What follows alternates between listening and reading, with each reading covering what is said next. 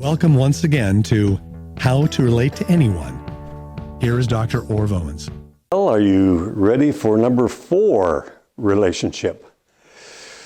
We're looking at 5 motivations that create relationships based upon attitudes and value systems.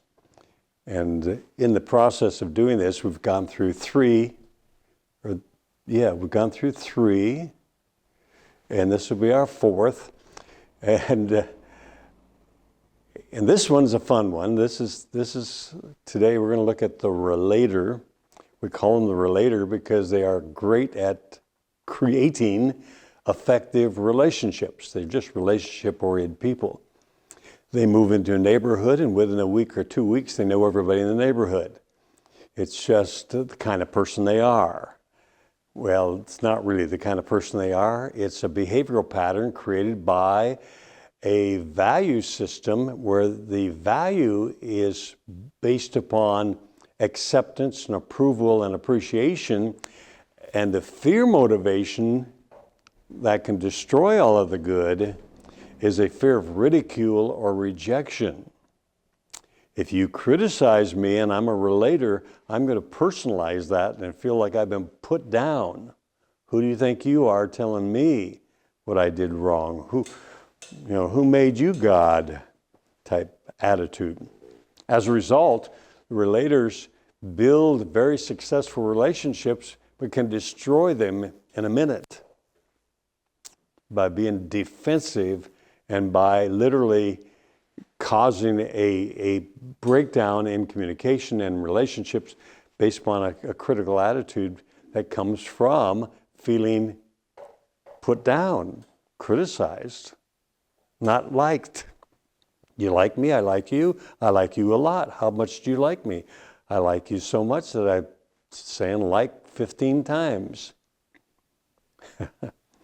It's interesting, on the internet now they have, you see something you like, I like that, I like it. And it's kind of interesting to me because it's a type of acceptance based upon my value system or your value system. What I think is valuable, that's what I like. So we want to look at the 5 personality traits or 5 things that are part of the value system of the relator. Remember that their fear is ridicule or rejection, so anything to avoid being ridiculed or put down and focused on receiving or giving or in acceptance by everybody and anybody is pretty much the motivations of the relator. So, first word on my list is the word ridicule. It bites, it hurts, it cuts deep. Anytime somebody ridicules a relator, they feel wounded, shot, right to the heart. Because you see, acceptance and approval is their value system. They want acceptance, they want to be liked. I like you, you should like me. I'm trying to be nice to you. Number 2 is the word respect. Now this is a respect for what they do more than who they are. A healthy respect for who you are is something we all should strive toward. You need to have a high respect for who you are as a person, your value system and who you are. But this is a respect for performance. How am I doing? How'd I do? How do you like my new dress? How do you like my new tie? How do you like my new car? How do you like my new house? How do you like? How do you like? I like you. You should like me. Looking for a compliment, basically a requested compliment based upon needing your respect. And that need causes people to do silly things trying to gain respect. Oh, I thought you'd like it. You do something for a person and they take it wrong. They said, why in the world did you do such a stupid thing? I thought you'd like it. A little bit of a tear in the voice because relators have tears in their voice when they get their feelings hurt a little bit. They right on feelings. Feelings are important to relators. Number 3 is receive. Relators give to receive. They give compliments to receive compliments. They give acceptance to be accepted. That sounds all right, except they get their feelings hurt when they are not accepted, when they accepted. But I liked you, why don't you like me? If you're looking for everybody in the world to like you, you're probably going to be pretty disappointed, because there are people who are so different from you that you turn them off. You're not their kind of person. And in sales, it's very difficult to make a sale to somebody who's turned off by how you act or react in a given situation, your personality. That's why it's vitally important that you're asking questions rather than making statements, because questions will give you a read on their values, their wants, their needs, their desires, and you stay within the realm of their value system rather than yours. Remember, everything is based upon your value system. It's from an earlier lesson in this course. So, by asking questions, we can determine values and then stay within that value system in dealing with or relating to or communicating with that particular person. And as we go through these 5 motivations, if you're dealing with an exasperator, they're going to cuss you out and throw stuff at you and call you names and whatever else, and you just grin and bear it. Realize all they're trying to do is establish their position. And as soon as you give them recognition for their position and their power, wow, you mean you're in charge of this whole organization? I don't know how you handle that. Oh, nothing to it. Now they're friendly, warm, and all of a sudden they're not critical anymore. With the appraiser, when you say to the appraiser, you know, you are the kind of person who's so knowledgeable, I lean on people like you to learn and be right. Anything you can do to help me be right, I welcome. Oh, glad to help. And you open the door and they'll give you a lot of help, more than probably you really want. Because they're going to call you and say, oh, by the way, one other thing you should know. Sometimes they'll give you too much support. So the relators give to receive, and they're often disappointed, and that's when they get their feelings hurt. After all I've done for you, and then you do this to me. How can you say that about me when all the things I've done for you? All the years I've been your friend, and now all of a sudden you're going to be critical of me. That's all relator stuff. And what they want is for the person to say, well, you're my best friend, you're my person I love the most, and I didn't mean to hurt your feelings, and you apologize. And if you apologize to a relator, they're really quick to accept apologies. The apologies are great. And they'll just wipe out the bad part and we'll move on from here. They don't carry a grudge like the appraiser and exasperator do. They just forget it and move on. So they give to receive. So if you understand that, then you want to put your presentation, whether you're a manager or a salesperson or just a friend, everything you say to them, you want to put it in a position where they can achieve that goal of receiving the most recognition for all the wonderful things they're doing. That's their life. That's why they buy those cars, and that's why they buy those expensive dresses and suits and all those things. Shoes that look like shoes. They're just, wow, those are really shoes. And what you're really saying is that those are really quite different, quite elaborate, just for walking purposes. I'm not sure. So, yeah, when you pay, $800 for a pair of shoes, that's a little bit elaborate. And, but you see, it's a symbol. And it was interesting. I was sitting in church, And the lady in front of me took off her, it wasn't a stole, it was some kind of a fur coat, and put it back over the chair in the church. And upside down was the label. The label was upside down in her coat. Do you know why? So when she put it over the rail, I could read it, of course, because now I'm impressed. Do you know what she paid for that coat? A lot of money. Relators are so conscious of value and people knowing value of what they pay for things. They tell you how much they pay for things. They even tell you, I got an $800 sweater for $600. And I think about that for a moment. I think about the sweater I wear outside to work in the garden, and that's my only sweater. I don't know that it's worth $1.98 at the Goodwill. But different value system, you see.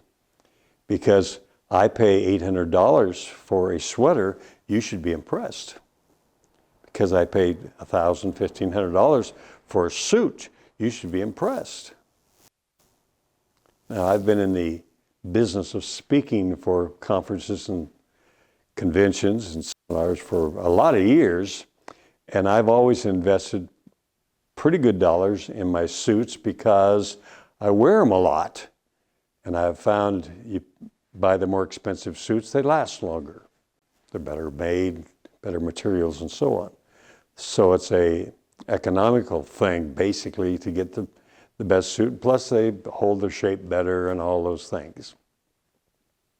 So if there's a purpose to pay the top dollar for something because it's going to service you better, that's great.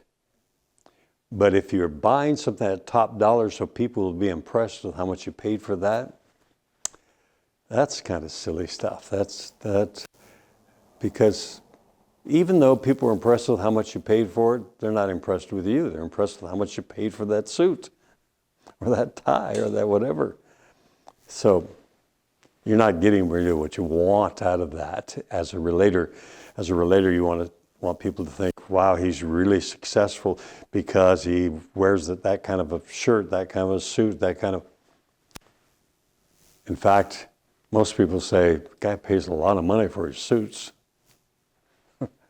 Doesn't make him a better person, it just makes him a guy who spends a lot of money on suits. Number 4 is the word responsible. Relators love responsibility.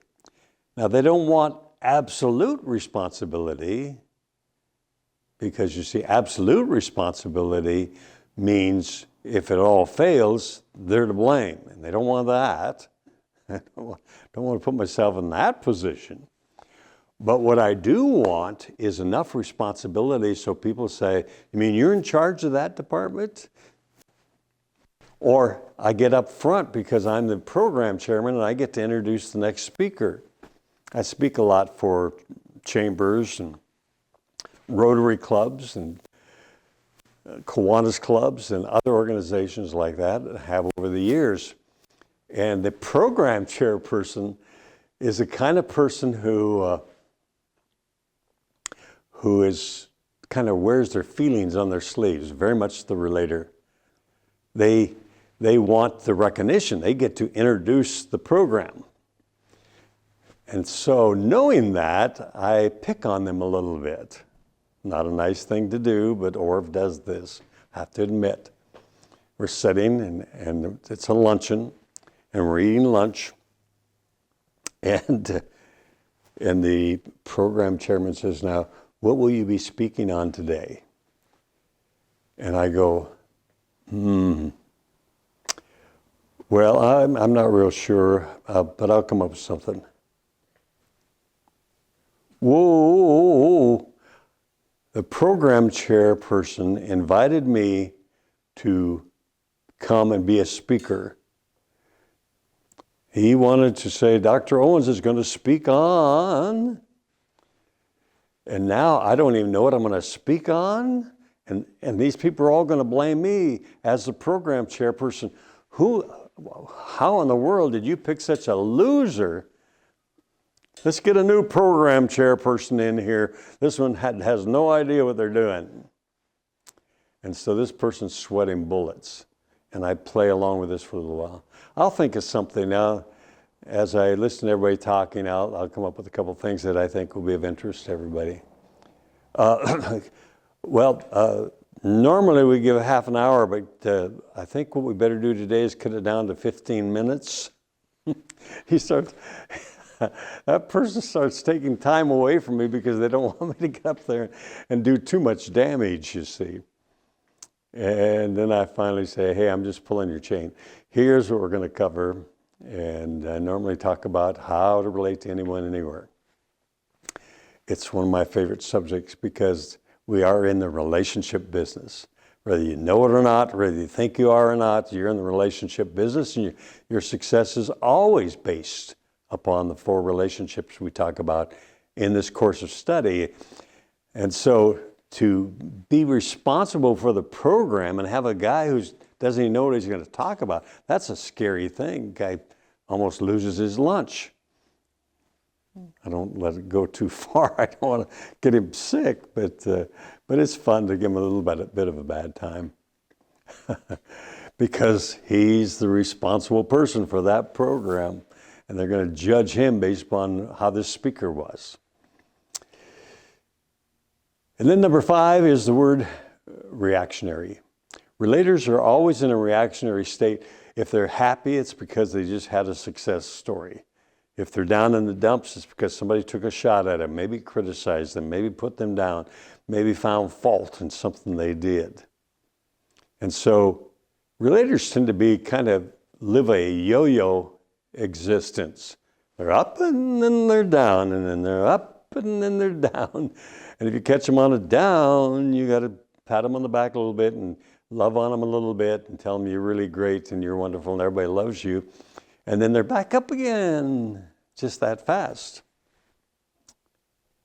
I've had people over and over again with companies I've worked with, and they're saying, I just don't seem to be able to cut it. I don't know how I even get these people to do things. I just don't seem to be the leader they need. And I say, do you know what? I talk to those people and they think you're great. They think you walk on water regularly as opposed to passing water regularly. They love you. They think you are terrific. And they're super impressed with most of the stuff you do. You're so creative. You come up with things all the time. And all of a sudden this guy says, really, all that? Wow, that's really, really pleasant to hear. I'm so glad. What are we going to do next? All of a sudden, the relator is healed from being in the mully grubs down in the gutter, wallowing around in failure, and now they're back up on top, on the mountaintop. You will find relators are up and down like a yo-yo, and if you catch them down, you can get them up by just giving them compliments, give them recognition for their accomplishments, and if they're up, all you have to do is say, sounds like you're doing great, sounds like it's going well. They are in a reactionary state continually. They wear their feelings on their sleeves and they move according to the weather at the moment. That's the emotional weather, you understand. So the behavior patterns of a relator fall into that situation where they're friendly to everyone unless people are not friendly to them. Their ego is fragile. They get their feelings hurt real easy if somebody criticizes or puts them down. They measure success by acceptance. They dress for success. They're wearing the latest styles. You can count on that. And they withdraw when they're rejected. When somebody takes a shot at them, they pull away. And now you're not my best friend anymore. So, give recognition, give compliments. They give you plenty of reasons to give compliments. receive compliments from them and then return the compliments, because that's why they gave you a compliment, hoping you'd come back with one. Be accepting them for who they are, not what they do. That's a difficult one. We'll talk about that a little bit in the next lesson. And focus on their strengths, focus on their interests, and be the kind of person that is open to relating to anyone, anywhere, anytime. In our next program, we're going to focus on love motivation, the people who have conquered the fears, and how to get to that point where fear no longer controls you in your relationships with everybody you meet and relate to.